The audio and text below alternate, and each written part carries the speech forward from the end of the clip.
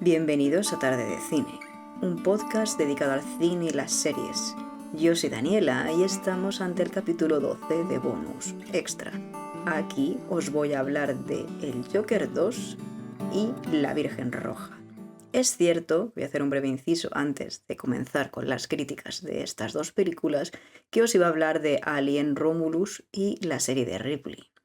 No se me ha olvidado y lo voy a hacer, pero quiero hacer un podcast especial de la serie del año o las series del año, así que ahí meteré la de Ripley y la de Heartstopper 3, que por cierto la estoy viendo actualmente y me parece que es de lo más bonito y duro que he visto nunca. Pero bueno, no quiero anticipar nada porque no he terminado la temporada de Heartstopper, pero deciros que es muy muy buena y Ripley también me gustó mucho, así que quiero englobarlas con las últimas series que vayan saliendo porque también quiero ver El Pingüino, así que haré un podcast especial.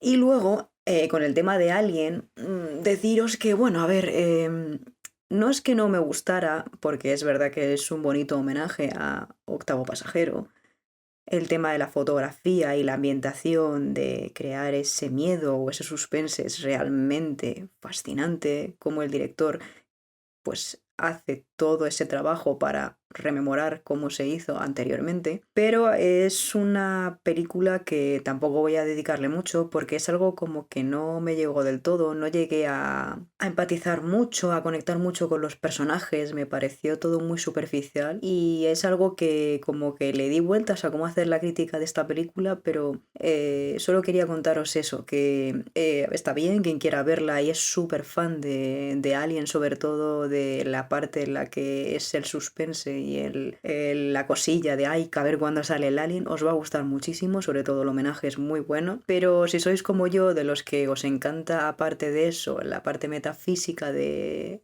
Alien, que a mí es lo que más me gusta, por eso Prometheus y Covenant para mí son mis favoritas, a lo mejor se os queda un poco pobre, pero bueno, solo quería deciros un poco eso de Alien Romulus, que aún así la recomiendo porque es bastante divertida, tiene algunos momentos de tensión interesantes y para quien es fan de la saga merece la pena. Y bueno, después de esto pues comenzamos con las críticas de El Joker y la Virgen Roja. Comenzaremos con El Joker. Hace 2 años el nombre de Arthur Fleck azotó Gotham como un huracán. El juicio del siglo. Creen que Arthur Fleck es un mártir. No lo es. Es un monstruo.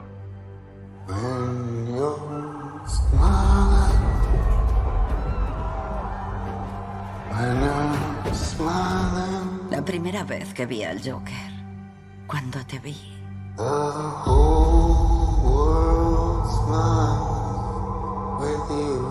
por primera vez, dejé de sentirme sola. Bueno, deciros que para mí el Joker también ha sido un fracaso.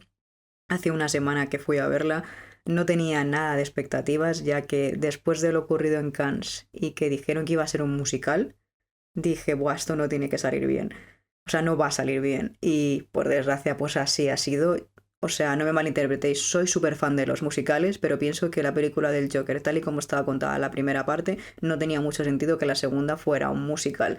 Y por desgracia, aunque pues dices, bueno, venga, pa'lante, los números musicales no transmiten lo que debería transmitir o lo que debería decirnos de la película. Para mí, claro, pero bueno, primero os voy a poner en contexto. La película narra los hechos de Arthur 2 años después, en su vida en Arkham, y durante unos juicios que se van produciendo a lo largo de la película para ver cuál es la condena que queda para este hombre. Hasta ahí, todo bien.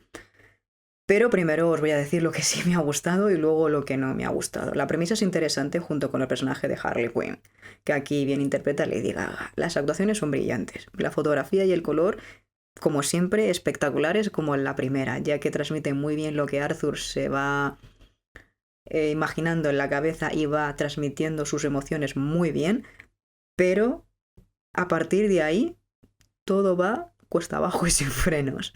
Como os decía, está muy bien que se transmita a través de los colores y la fotografía y la iluminación todo lo que Arthur va sintiendo, porque al final no nos vayamos a engañar, tanto la primera como la segunda, sobre todo más esta, es una película que habla sobre la salud mental y que humaniza a la gente que tiene trastornos mentales.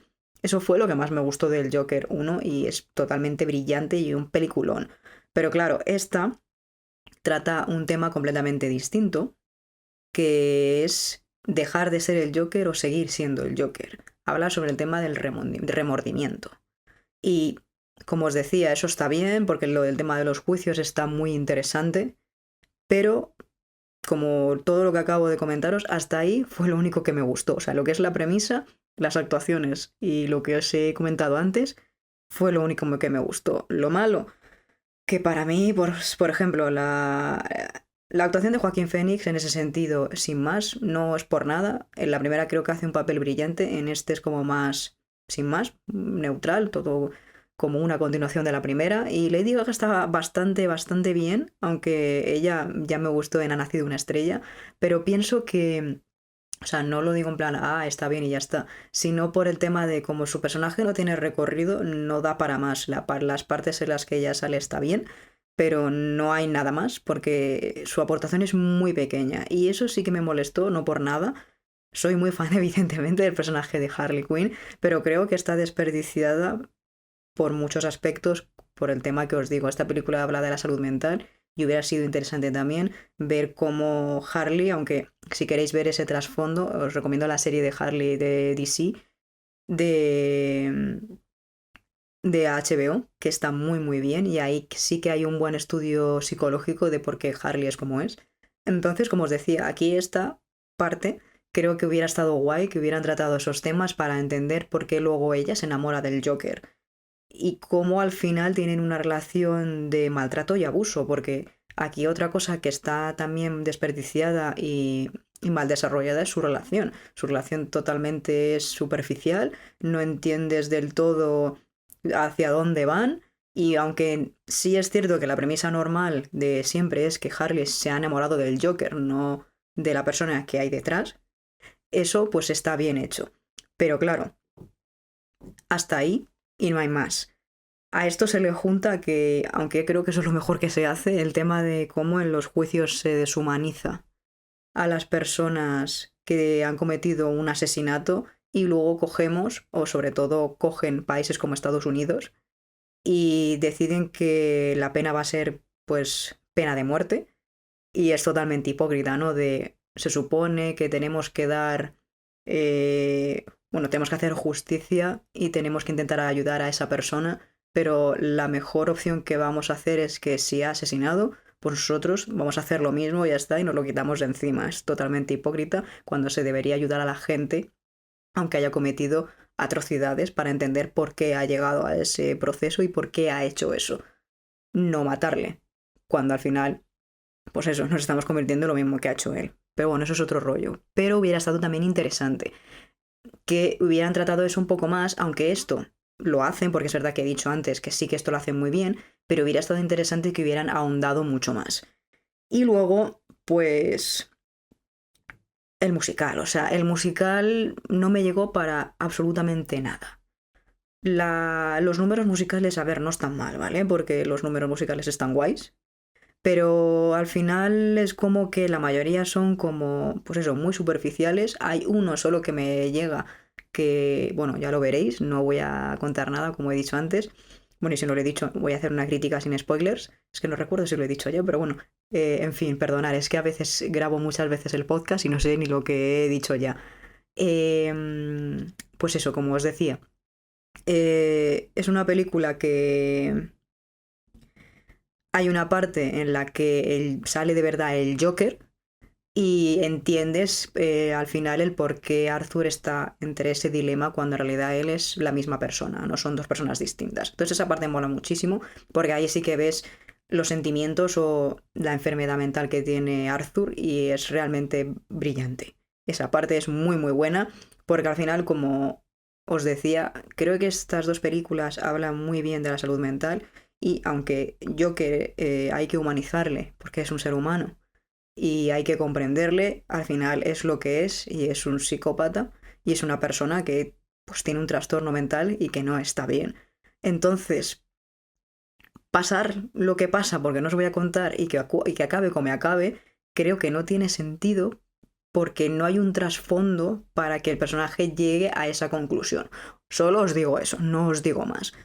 Entonces, creo que al final los géneros musicales le restan mucho porque hay a veces que sinceramente no sabes por qué está cantando. O sea, creo que debería haber una justificación de algunos números que del por qué está cantando, no está cantando por cantar, porque hay a veces que decías, aquí no me pega, ¿por qué está cantando? Me está sacando de la película, no tiene sentido que me saques de la película y se ponga a cantar ahora, a contarme no sé qué, cuando esta parte no tiene sentido que la cante, o por lo menos así lo entiendo yo. Entonces era como... es que, o sea, esto sí que es un spoiler, pero es como la película están cada 2x3 cantando, y creo que un musical tiene que haber un equilibrio entre que haya partes musicales y las que no, que creo que eso es lo que hace que un musical sea brillante y precioso y que acabes sintiendo eso que los personajes te quieren transmitir. Y creo que esta película pues no lo hace. Así que, pues, ¿qué deciros? Tenía buenas ideas, pero se acaba quedando en nada y está mal ejecutada, solo puedo decir eso. Pero aun con todo, pienso que debéis ir a verla, sacar vuestras propias conclusiones, no se habla, y ya me diréis si os gusta o no el Joker, pero para mí como si no existiera. A mí me quedo con la primera y bueno, ahora sigo con Virgen Roja. Hildegard no llegó a la vida por casualidad. Vino al mundo para cambiarlo. Ella debía ser la primera mujer libre. La mujer del futuro. Cuando cumplió 2 años ya había aprendido a leer. A los 3 sabía escribir. Cada minuto de su vida estaba organizado según un plan. A los 14 comenzó estudios en leyes, medicina y filosofía. A los 17 se convirtió en la abogada más joven de España. En la dirección tenemos a Paula Ortiz, que sinceramente lo único que he visto de ella es La novia, que bien interpreta a Inma Cuesta, que si no recuerdo mal es una adaptación de Bodas de Sangre de Lorca. Así que si tenéis la ocasión de verla os la recomiendo un montón. Si está en alguna plataforma, echadle un vistazo. En relación al reparto tenemos a Najwa Nimri, sé que he dicho mal su nombre, Alba Planas, Patrick Criado y Aixa Villagrán. Este film es realmente perturbador en muchos aspectos, pero bueno, me ha gustado cómo se ha tratado. Y creo que las actuaciones de Alba y Nimri son realmente fascinantes. Esta película narra los hechos de la vida de Hildegard, una de las mentes más brillantes y uno de los referentes sobre la sexualidad femenina en el siglo XX, además de ser la primera mujer en la historia de España más joven en convertirse en abogada. Aquí el proyecto Hildegard, que es como lo llama la madre, va de que, bueno, su madre en realidad, como os decía, esto es un thriller, la tiene solo para que sea la mujer del futuro y que cambie las cosas a nivel político, social e intelectual. Solo la tiene para eso. Es como su proyecto científico. Es realmente perturbador cómo desde pequeña la instruye y la educa para que sea perfecta, para que todo gire en torno a un mundo intelectual, que no haya vida más allá, y cómo al final también la adoctrina para que piense que los hombres son el enemigo y ya está. O sea, la típica feminazi que odia a los hombres y que al final se acaba convirtiendo en lo que más odia. Eso es la madre de Hildegard. Realmente esta película refleja muy bien esa perturbación que tiene esa mujer, que no está bien de la cabeza, que bien se refleja en su casa, ya que hay planos como muy rígidos, ambientación y color muy oscuro, que refleja muy bien esa mentalidad y esa perturbación y ese trasfondo psicológico que sufre la madre, porque al final lo vemos desde la perspectiva de Aurora, que me hubiera gustado más que hubiera sido desde la perspectiva de Hildegard, sinceramente. Creo que hubiera sido más interesante porque, aunque está bien el tema madre-hija y que veas lo mal que está psicológicamente esa mujer y que está trastornada, creo que también, aunque se ve muy poco, hubiera sido interesante ver cómo Hildegard lo sufre, porque aun con todo, la mujer de todos modos no pierde la cordura, porque al final la que está mal es su madre. Entonces creo que hubiera sido muy interesante ver ese thriller a través de los ojos de Hildegard.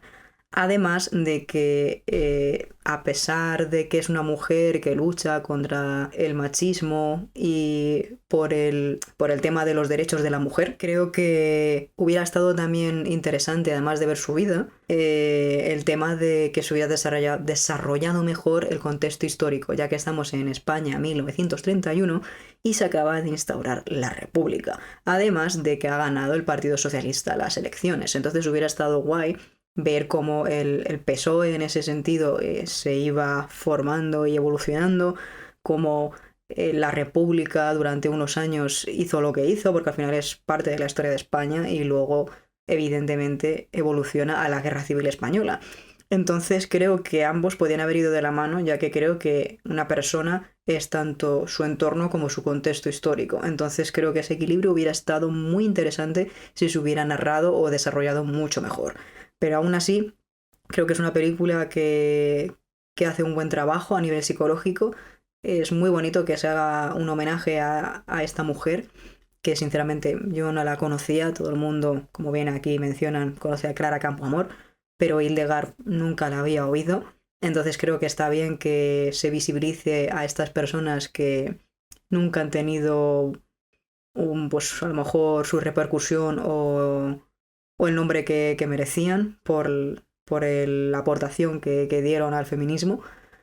Y luego pues también está muy bien que se vea eso de que, bueno, vamos a ser sinceros, este feminismo que es a mediados del siglo, más o menos a mediados del siglo XX, 1931 en concreto, como os decía, este feminismo va en relación, como bien tiene una conversación con el personaje de Aixa Villagrán, que es su sirvienta, en relación a la clase alta, porque no nos vayamos a engañar, eran ellas las únicas que tenían acceso a la educación, y como bien refleja el personaje de Aixa, todas las demás personas de clase baja eran personas que no sabían ni leer ni escribir, entonces no tenían ese bagaje y esos privilegios que la clase alta tenía. Pero aún así fue uno de los procesos que nos ha llevado a luego, después de 1000 cosas que ocurre durante el feminismo, y ya todo el mundo bien sabe, a los derechos que tenemos actualmente de las mujeres, aunque socialmente, por desgracia, haya todavía cosas que cambiar, que es lo que refleja esta película, pero aún así hemos hecho grandes avances, eso es así. Pero bueno, solo quería decir eso en ese sentido, porque creo que eso hay que tenerlo en cuenta, y que creo que esta película también te lo cuenta en el sentido de que todo comenzó desde las clases pudientes. Y por lo demás, deciros que si no habéis tenido ocasión de verla, os la recomiendo un montón. Como thriller me funciona muchísimo mejor que el Joker, porque al final el Joker también es como una especie de thriller psicológico. Es distinto, perdonar, no quiero comparar. Lo que quiero decir es que esta por lo menos me gustó más que el Joker, ya que son películas psicológicas, es lo que quería decir. Pero bueno, ya vosotros elegid, id a ver la que queráis. Evidentemente esta es mi opinión, mi humilde opinión. Y nada, pues sabéis que lo hago con todo el amor del mundo. Espero que hayáis disfrutado de estas dos críticas, y sabéis que nos podéis seguir en Tarde de Cine, tanto en Instagram como en Twitter. Y pues nada, nos escuchamos pronto.